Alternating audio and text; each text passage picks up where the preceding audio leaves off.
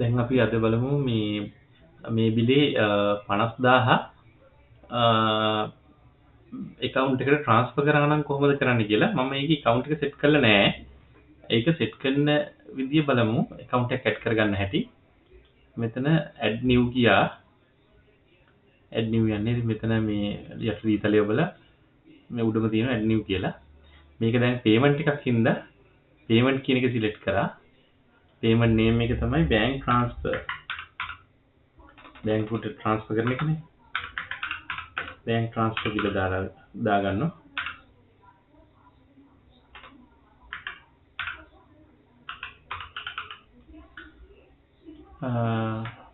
description එකටත් ඒකම දාගන්නවා.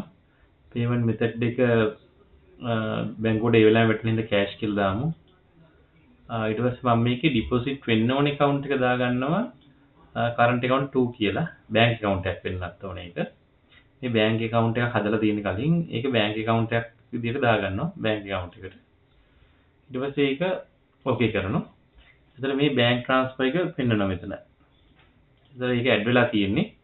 අපි දන්නකො මේ 50,000 බැංකුවට දුන්න කියලා. bank transfer එක දාලා 50,000 දැම්ම නම් හරි. එතන ඒත් අර විදියමයි මේක save and close කරාම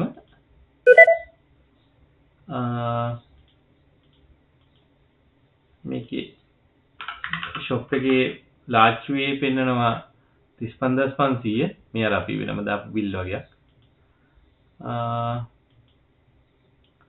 ඊට පස්සේ අර current මේ transfer කරපු account එකේ පෙන්නනවා current account 2 එකට මම set කරේ.